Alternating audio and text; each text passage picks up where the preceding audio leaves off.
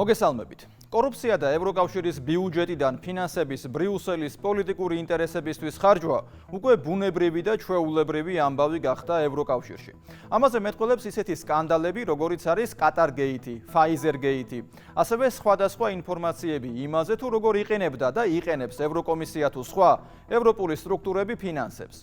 ამ მიმართულებით ძალიან საინტერესო იყო ბოლო ინფორმაცია, რომელიც ევროპარლამენტარების მხრიდან გაჟღერდა და ოფიციალური ვებგვერდი ამოქმედდა, სადაც საუბარია არასამთავრობო ორგანიზაციების გავლით ევროკომისიის მხრიდან პოლიტიკური ინტერესების გატარებასა და დაფინანსებაზე. ყველა ამ სქემის ავტორი და დამკვეთი არის Deep State, ანუ არაფორმალური ოლიგარქიული მმართველობა, ანუ გლობალური ომის პარტია. თუ კი შევხედავთ იმას, თუ რას ხმარდებოდა ეს თანხები და რაში იხარჯებოდა ფინანსები, ყველაფერი ნათელი გახდება. ევროკომისიიდან და მთლიანობაში ევროკავშირიდან არასამთავრობოების დაფინანსების შესახებ ცნობილი გახდა ევროპარლამენტარების პოლიტიკური ჯგუფიდან, რომლის სახელია პატრიოტები ევროპისთვის.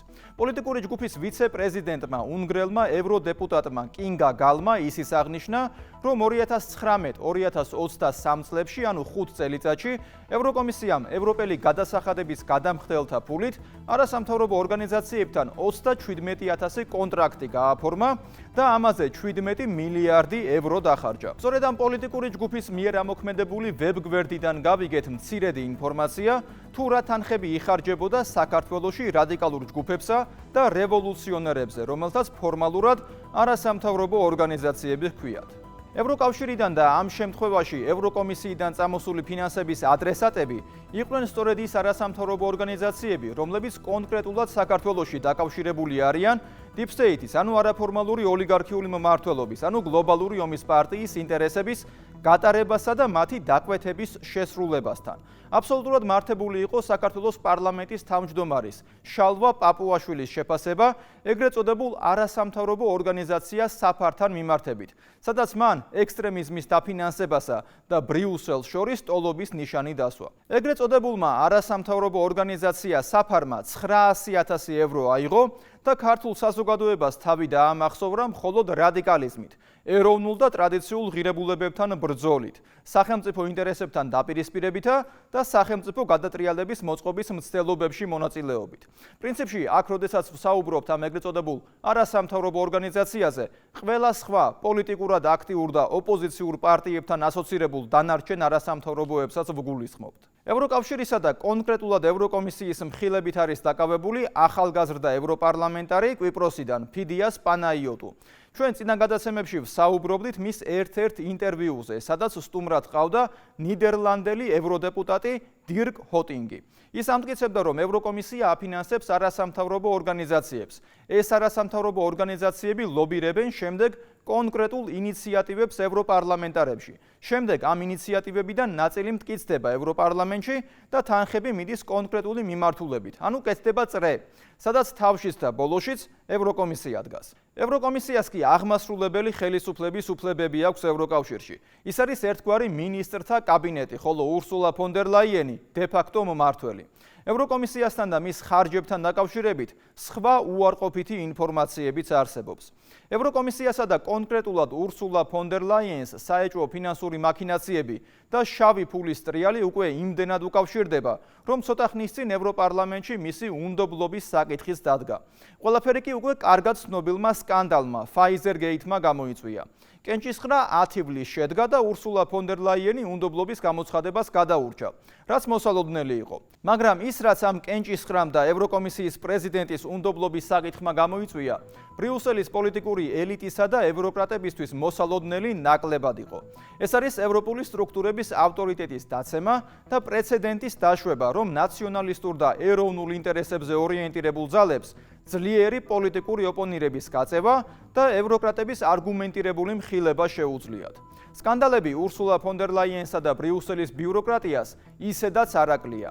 ამ სკანდალებს მიეკუთვნება მედიაში არსებული ინფორმაციები იმაზე, რომ ევროკომისიამ კლიმატის ცვლილებასთან ბრძოლისთვის განკუთვნილი ევროკავშირის ფონდები გამოიყენა მემარცხენე არასამთავრობო და კლიმატის ორგანიზაციების დასაფინანსებლად, რათა ჩაეხშო ევროპელი კონსერვატორების ხმები. საუბარია სახსრებზე LIFE პროგრამიდან. რომელიც გარემოს დაცვითი ინიციატივების დასაფინანსებლად არის განკუთვნილი. 2014 წლიდან ამ პროგრამის საერთო ბიუჯეტი 9 მილიარდი ევრო იყო.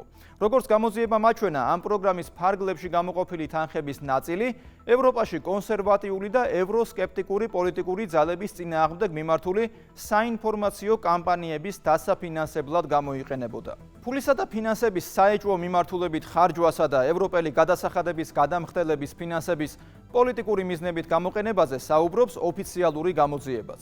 ევროკავშირის კონტროლის პალატამ, კერძოდ მისმა წევრმა ლაიმა ანდრიკენემ გაასაჯაროვა დასკვნა, სადაც არასამთავრობო სექტორის გაუმჭვირვალე დაფინანსებაზეა საუბარი. დასკვნის თანახმად დაუდგენელია თუ რა თანხები, რომელ არასამთავრობო ორგანიზაციებს და რა მიზნებით ერიცხება. საუბარია იმაზე, რომ ევროკავშირმა არასამთავრობო ორგანიზაციების დაფინანსებაზე პოლიტიკის, კვლევების, მიგრაციისა და გარემოს დაცვის სფეროებში 2022-2023 წლებში 7 მილიარდ ევროზე მეტი დახარჯა. არასამთავრობო ორგანიზაციების გამოყენებით შავი ფულის ტრიალისა და სახელმწიფო გადატრიალებების მოწყობის მცდელობებზე ნახეთ დათა გვასალიას სიუჟეტი. ბრიუსელში, ევროკავშირის პოლიტიკურ ცენტრში, სკანდალები უკვე ყოველდღიურობადაც კი იქცა.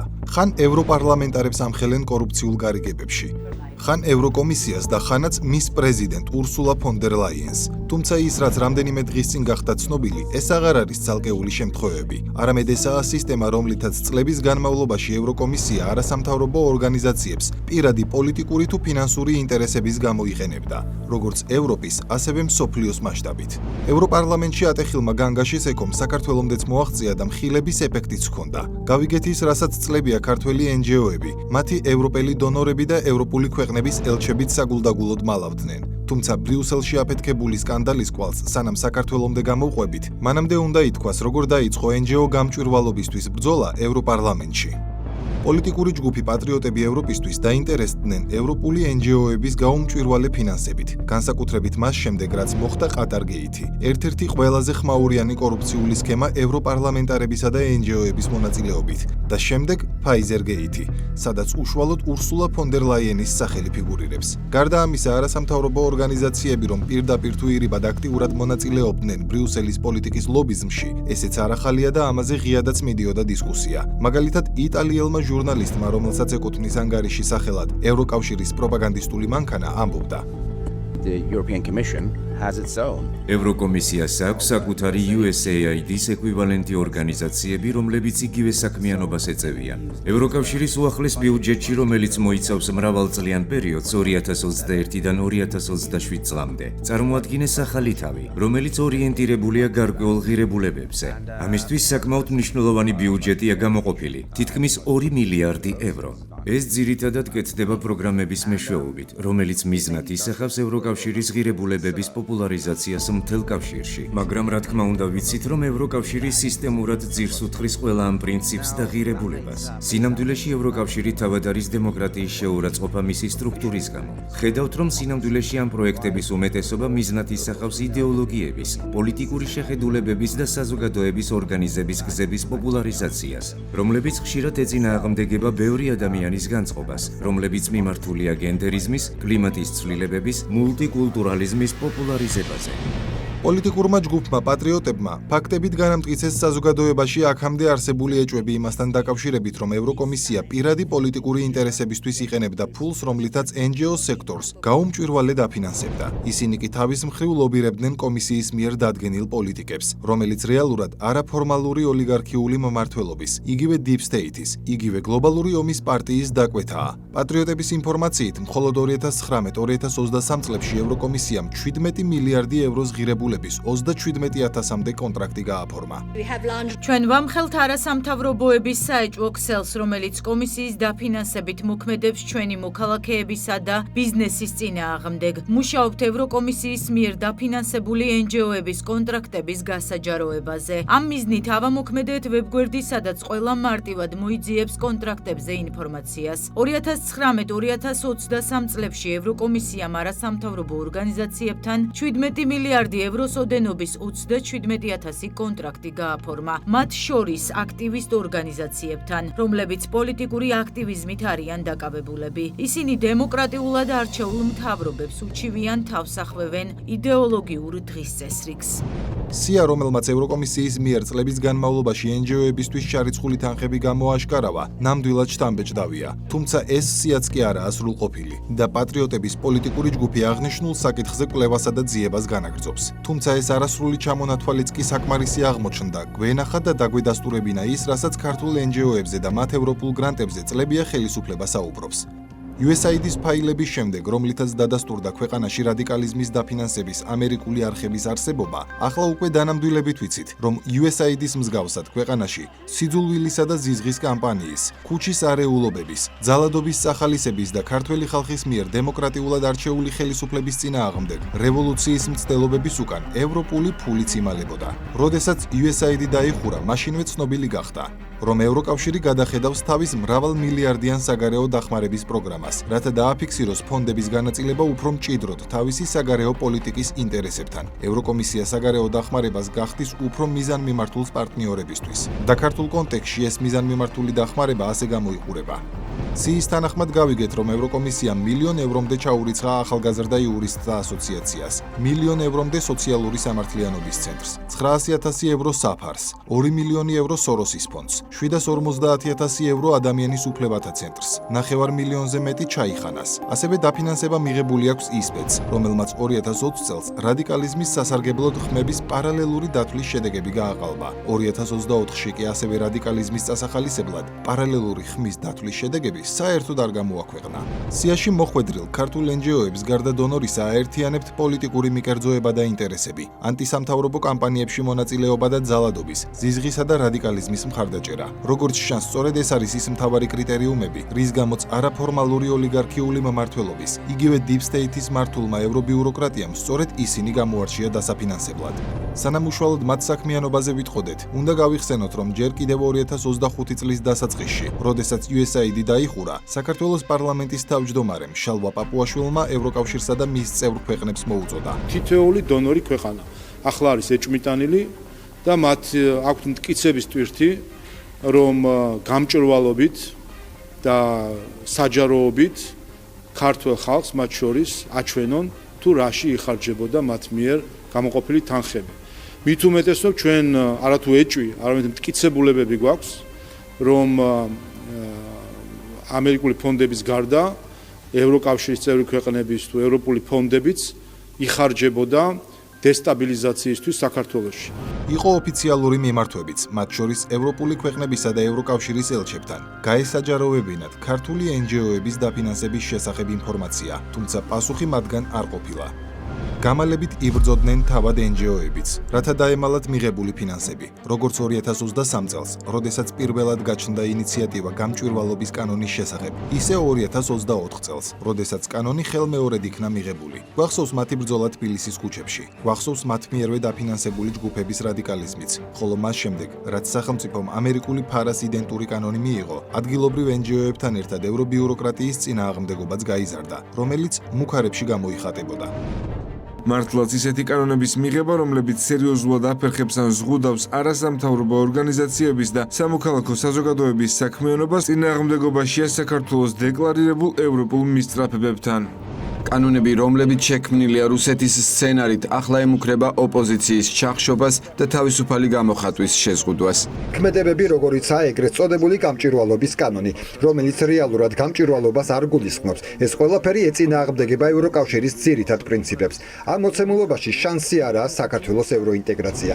ევრობიუროკრატები განმარტავდნენ, რომ ეს იყო პასუხი ხელისუფლების მიერ მიღებული ვითომ და ანტიდემოკრატიული კანონის გამო.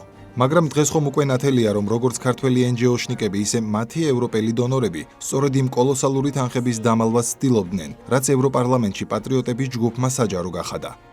ეს ის თანხებია, რომელსაც NGO ორგანიზაციები ანტისამთავრობო ძალადობრივ აქციებში ხარჯავდნენ. მაგალითად, მაშინ, როდესაც თბილისის ქუჩებს გარედან დაფინანსებული რადიკალები ცეცხლს უკიდებდნენ, პარლამენტის შენობას წვავდნენ და პოლიციელებს დამიზნებით მოლოტოვის კოქტეილებსა თუ პიროტექნიკას ესროდნენ. ევროკავშირის მიერ დაფინანსებული ახალგაზრდა იურისტთა ასოციაცია ათობით ათასი ლარის ღირებულების აირწინახს, ჩაფხუტსა და აქციებისთვის საჭირო ინვენტარს იმარაგებდა, რის შესახებაც ქართული ფარასამოქმედების შემდეგ გახდა ცნობილი. ძალიან ბევრ კითხვებზე ექნებათ ამ ორგანიზაციებს, ბევრ ორგანიზაციას პასუხი გასაცემი.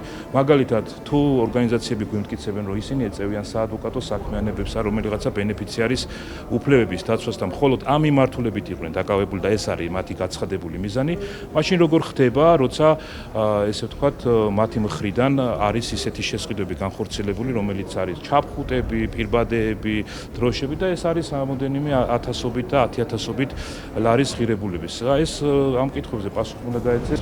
გარდა ამისა, მნიშვნელოვანი დეტალია, რომ 2024 წლის 29 ნოემბერს, სანამ პარლამენტთან შეკრებილებს შორის რადიკალური ჯგუფები დაიწყებდნენ პროვოკაციებს, პიროტექნიკის სროლას, საკანონმდებლო შენობის დაზიანებას და პოლიციელებზე თავდასხმას, საია ძალადობას ახალისებდა და წინსწრებად 28 ნოემბერს დებდა პირობას, რომ აქციის მონაწილეებს უსასყიდლოდ დაიცავდა, ანუ დანაშაულს ახალისებდა და პოტენციურ მოძალადეებს დანაშაულის ჩადენის მიუხედავად უსასყიდლოდ დახმარებას სთავაზობდა. მოქალაქეთა საყურადღებოდ. იმ შემთხვევაში, თუ თქვენ დაგაკავეს აქციაზე, ქართული არასამთავრობო ორგანიზაციები მზად არიან უფასოდ გაგიწიონ იურიდიული დახმარება. გარდა ამისა, როდესაც რადიკალებმა თბილისის ქუჩების გადაწვა და ძალადობრივი აქცია დაიწყეს, საიამ სამართალდამცავებსაც მოუწოდა დაუმორჩილებლობისკენ. მოვუწოდებთ სამართალდამცავებს, არ დაემორჩილონ უკანონო ბრძანებებს და არ გამოიყენონ ძალადობრივი მეთოდები მშვიდობიანი დემონსტრანტების წინააღმდეგ. ევროკომისიიდან დაფინანსებული NGO, რომელიც მილიონ ევრომდე იღებს, ქართველი ხალხის მიერ არჩეულ ხელისუფლებას არალეგიტიმურად მოიხსენიებდა. არალეგიტიმურად დამტკიცებულმა მთავრობამ არ უნდა მიიღოს გადაწყვეტილებები, რომლებიც ეწინააღმდეგება ქვეყნის კონსტიტუციას და მოქალაქეების ნებას. საინტერესოა ისიც, რომ ევროპული გრანტებით დაფინანსებული ორგანიზაციების ჩვეულ რუტინად იქცა რადიკალური აქციების წახალისება და პოლარიზაციის გაღრმავება საქართველოში. რისი ნათელი მაგალითიც იყო კანონდამრღვევებისთვის ჯარიმების გადახდა. უფლებადაცვითი ორგანიზაციის მხრიდან ჯარიმების გადახდას ჩვენს მივიჩნევთ როგორც სოლიდარობის გამოხატულებას. თუმცა არაფერს ამბობდნენ იმაზე, თუ რას მოიცავდა რეალურად ეს ეგრეთ წოდებული დახმარება და სოლიდარობა, რომ სინამდვილეში ისინი ევროკომისიისგან ჩარიცხული ფინანსური რესურსებით დანაშაულს ახალისებდნენ და სახელმწიფოს ფაქტობრივად დანაშაულის განმეორებით ჩადენის პრევენციის მექანიზმს უუქმებდნენ, რაც ავტომატურად კანონდარღვევას სისტემურ ხასიათს აძლევდა.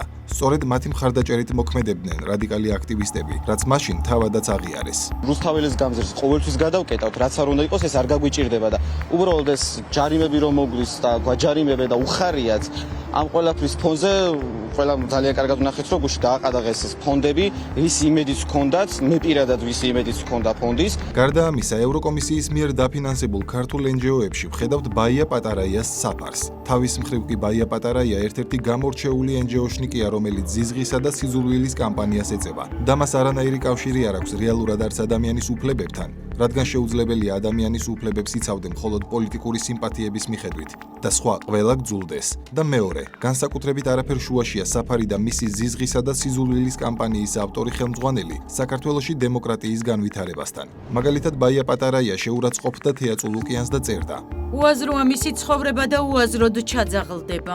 რასაც შალვა პაპუაშვილი მაშინ ასე გამოეხმაურა. უკვე აღარ მგონია მის რომელიმე უცხოელ დონორს ეს აწუხებდეს, მაგრამ ჩვენ უნდა ვიცოდეთ, რომ ამ ადამიანისთვის ჩარიცხული თითოეული ცენტი არის ტერორიზმისთვის ჩარიცხული ცენტი. ასე უნდა შევხედოთ მასაც და მის დონორებსაც. დღეს კი გავიგეთ, რომ ზიზღისა და სიძულვილისთვის პატარაია და მისი ორგანიზაცია ევროპიდან საკმაოდ სოლიდურ 900,000 ევროს ოდენობის თანხას იღებს, ხოლო მისი დონორები ყურადღებასაც კი არ აქცევენ დაფინანსებული ეგრეთ წოდებული უფლებადამცველის ფაშისტურ, სიძულვილით სავსე აქტივობებს. თუმცა გასაკვირი არაფერია. წლებია, რაც ქართული საზოგადოება თვალსად ევნებს უცხოეთიდან დაფინანსებული NGO-ების აქტივობებს, მათ პოლიტიკურ მიკერძოებას, მათ გაცხადებულ გეგმებს, რომელიც ხელისუფლების არადემოკრატიული გზით შეცვლას მოიაზრებს. ამას მოწმობდა წარსულში NGO რევოლუციის მცდელობაც, სადაც ეს ევროპიდან დაფინანსებული ჯგუფები ანტისამთავრობო აქციებს აორგანიზებდნენ და პოლიტიკოსისა თუ აქტივისტისთვის დამახასიათებელი რიტორიკით სცენიდან ხმამაღალ განცხადებებს აჟღერებდნენ. ჩვენ უნდა გავაკეთოთ ყველაფერი იმისთვის, რომ ამ ქვეყანაში აღარ ყავდეს ასე რომ სია, რომელიც ახლახანს გამოქვეყნდა, მხოლოდ დასტურია, რომ პროოპოზიციური ქართული NGO-ების უკან კონკრეტული ძალების ინტერესებია და ეს NGO-ები უცხო ძალების დაკვეთებს სოლიდური გასამრჯელოს სანაცვლოდ ასრულებენ. ევროპული ფული, რომ საქართველოში რადიკალიზმის წასახალისებლად ირიცხებოდა, ჯერ კიდევ მაშინ დადასტურდა, როდესაც ევროპის დემოკრატიის ფონდმა 2021 წელს პარლამენტის შტურმის და ორგანიზებისთვის დაკავებულ მელიას გირაოს თანხა გადაუხადა. კიდევ უფრო ადრე სწორედ EED-ის ბორდის წევრი ჰეიდი ჰაუთალა აქტიურად ეწინააღმდეგებოდა საქართველოს ენერგოდამოუკიდებლობას და მხარს უჭერდა ნამახვან ჰესის პროტესტს. EED აფინანსებდა რადიკალურ სირცხვილიას და ლაზარე გრიგორიადისის გმირად გამოცხადების პროპაგანდას, რითაც მოლოტოვის კოქტეილის საკრალიზება და დანაშაულის წახალისება სურდათ ქაოსის გამოსაწვევად. და როდესაც ქართული ოცნების ხელისუფლება ჯერ კიდევ 2 წლის წინ საუბრობდა გამჭვირვალობის აუცილებლობაზე, სწორედ ეს NGO-ები თუ მათი პატრონები საუბრობდნენ კანონი რუსულია, შესაბამისად გამჭვირვალობაც რუსულიაო. თუმცა დღეს 2 წლის თავზე უკვე დადასტურდა, რომ საქართველოს ხელისუფლების მიდგომა და პოზიციები მაშინ სწორი იყო, მისი მოწინააღმდეგეების კი პროპაგანდისტული და თავდაცვითი, რათა არ გაემჟღავნებინათ იმ დამკვეთების ვინაობა, ვინც მათ დიდი რაოდენობით ფულს ქვეყანაში დესტაბილიზაციის მოსაწყობად, ზიზღის კამპანიის წარმოებისთვის და პოლარიზაციის გასაღრმავებლად უხდიდა და უხდის. და ამ უკვე ფაქტებით დადასტურებული მოცემულობის ფონზე, როცა ევროკომისია ქართულ NGO-ებს მილიონობით ევროს ურიცხავდა ანტიდემოკრატიული პროცესების სტიმულირებისთვის, ირონიულია, როცა იმავე კომისიამ დღეს კიდევ ერთხელ მოუწოდა საქართველოს უცხოური გავლენის გამჭვირვალობის კანონმდებლობის გაუქმება, რაც თურმე ევროპულ სტანდარტთან და დემოკრატიასთან წინააღმდეგობაშია. მაგრამ ევროკომისიას ევროპულ სტანდარტებს თავად ევროკავშირშივე ახსენებენ და გამჭვირვალობას ევროპარლამენტიდან სთხოვენ. მას შემდეგ, რაც მემარჯვენე პარტიებმა 2024 წლის ევროპარლამენტის არჩევნებზე უპრეცედენტო წარმატებას მიაღწიეს, ბევრი რამ შეიცვალა. ევროპული პანდორას ყუთი მის გულში, ბრიუსელშივე გაიხსნა და ახლა მხოლოდ ის გადაგვრჩენია დაველოდოთ, რამდენად შორს წავა Deep State-ის მართული ევრობიუროკრატიის მხილება, ევროპელი პატრიოტების პოლიტიკური ჯგუფის მიერ. ერთი რამ კი ცხადია, დაწყებული პროცესი მის დაუნებურად გააგრძელებს აგენტურული ქსელის მხილების კასკადს საქართველოშიც. გასაგები და ახსნადია თუ რატომ იყო ძალიან დიდი წინააღმდეგობა საქართველოში გამჭვირვალობის კანონთან და შემდეგ უცხოური აგენტების რეგისტრაციის აქტის მიღებასთან დაკავშირებით. ეს კანონები ზუსტად ისე იმოქმედებს, როგორც ევროპარლამენტში არსებული პოლიტიკური ჯგუფის პატრიოტები ევროპისთვის მიერ ამოქმედებული ვებგვერდი. ამ გამჭვირვალობამ მოიტანა ის, რომ გავიგეთ, თუ რა თანხებს იღებდნენ ქართული არასამთავრობო ორგანიზაციები. საუბარია დაახლოებით 200 მილიონ ევროზე დროის მცირე მონაკვეთში. ახლა გასარკვევი ის არის, თუ ვინ რაში დახარჯა ეს თანხები. უпростоრად რადიკალური არასამთავრობო ორგანიზაციები ფულს რაში ხარჯავენ, ეს ისედაც ცნობილია. ახლა უკვე იურიდიულად არის დასამტკიცებელი და დასასაბუთებელი ის სცენარები სახელმწიფო გადატრიალების მცდელობებსა და პარლამენტზე შტურმის დაფინანსებაში, რაც არაერთხელ გვინახავს. მე იოანე შაიშმელაშვილი ვარ. კვირაში 4 ჯერ 21 საათსა და 15 წუთზე. უყურეთ ევროკრატიას.